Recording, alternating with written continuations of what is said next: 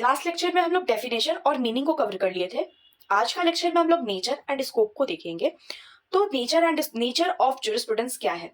तो jurisprudence is a non codified law. Jurisprudence क्या है? नॉन कॉडिफाइड लॉ है, जिसका मतलब ये होता है, नॉन कॉडिफाइड का मतलब ये होता है वैसा लॉ जिसका कोई कानूनी दस्तावेज ना बना हुआ हो, वो कहीं लिखित में ना हो, मतलब जैसे उसका बेयर एक्ट ना हो, उसको हम लोग क्या कहते हैं? नॉन कॉडिफाइड लॉ कहते हैं।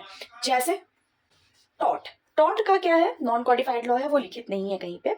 उसी तरीके से अगर देखा जाए कि कॉडिफाइड लॉ में क्या क्या आता है, तो वो आता है बीएनएस, सीआरपीसी, आईपीसी और कॉन्ट्रैक्ट एक्ट। और भी सारे लॉ जो जो लिखे हुए हैं जिनका बेयर एक्ट है, वो सब जो है वो कॉडिफाइड लॉ में आता है। ठीक है। Jurisprudence is not substantive and procedural law. Jurisprudence ना ही सब्सटैंटिव लॉ है और ना ही प्रोसीजरल लॉ है। सब्सटैंटिव लॉ का मतलब क्या होता है?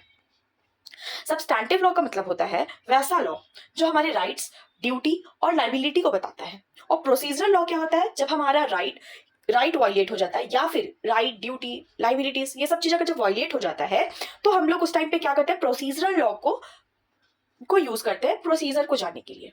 ठीक है। अब jurisprudence in itself is the study of law.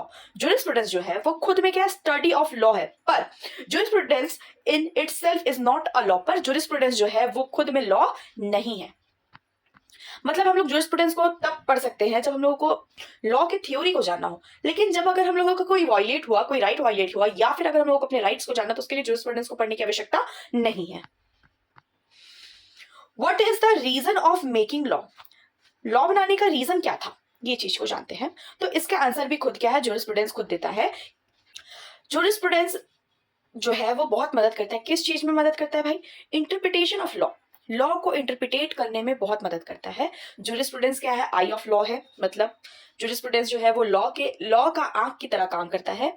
Study origin of law है, ये बेसिक आइडिया देता है और फंडामेंटल प्रिंसिपल्स ऑफ लॉ को समझने में मदद करता है। और ये मेन स्ट्रीम है, जितने भी लॉ है वो सब जो है वो कहां से आए हैं? ज्यूरिस्प्रूडेंस से ओरिजिनेट हुए हैं। ठीक है, वो मेन स्ट्रीम है। ठीक है, यहाँ पे लिखा हुआ है main stream of law from where other law originate. मतलब सारे लॉ, माइनर हो चाहे मेजर हो, जो भी लॉ ओरिजिनेट हुआ है वो सब ज्यूरिस्प्रूडेंस से ही ओरिजिनेट हुआ है। सोर्स क्या रहा है, उसका फंडामेंटल कॉन्सेप्ट क्या रहा है, वो सब चीज ज्यूरिस्प्रूडेंस में से ही लिया गया है। ठीक है। Law is a wide scope. ये क्या है? ये एक वाइड स्कोप है, मतलब इसका कोई जुरिस्डिक्शन नहीं है। मतलब ज्यूरिस्प्रूडेंस जो एक छोटा सा एरिया में, मतलब एक छोटा सा शहर में सीमित नहीं है। इसका लिमिटेशन जो है वो बहुत बड़ा है।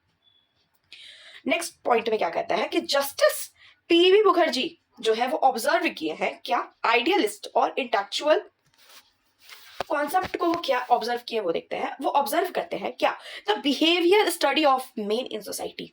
मतलब ज्यूरिस्प्रूडेंस जो है वो political, social, economics, cultural idea, law, ये सब चीज तो ऑब्जर्व करता ही है, इंक्लूड्स करता ही है, बताता ही है, समझाता ही है।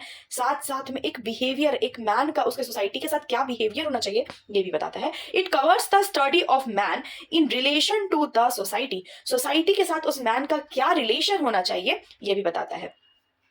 तो इस पीडीएफ में जो भी मेजर पॉइंट्स हैं वो आप अपने कॉपी में नोट कर लेना, ताकि आपको आंसर राइटिंग में क्या है, एक बेसिक पता चल जाए कि हाँ मुझे आंसर राइटिंग में क्या क्या पॉइंट को लिखना है। ठीक है।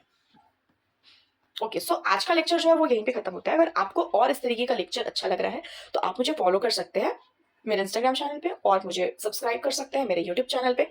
और अगर आपको किसी भी तरीके का, किसी भी लेक्चर में, किसी भी पॉइंट पे, अगर किसी भी तरीके का अगर आपको प्रॉब्लम हो रहा है, कंसेप्ट क्लियर नहीं हो रही है, तो आप मुझे कमेंट कर सकते हैं मेरे कमेंट सेक्शन पे, या फिर मुझे डीएम कर सकते हैं मेरे इंस्टाग्राम चैनल पे या फिर टेलीग्राम चैनल पे। अगर आपको हैंड रिटन नोट्स चाहिए, अगर आप बीएलएलबी या फिर एलएलबी के स्टूडेंट हैं, आप किसी भी सेमेस्टर में ऐसा कोई फर्क नहीं पड़ता, आपको अगर नोट्स चाहिए, आप किसी भी कॉलेज में पढ़ रहे हैं, आपके टॉपिक्स कुछ अलग है, आपको और कुछ टॉपिक चाहिए, आप मुझे डीएम कर सकते हैं। मैं आपके लिए कस्टमाइज नोट बिल्कुल एक अफोर्डेबल प्राइस में प्रोवाइड कर दूंगी। Thank you.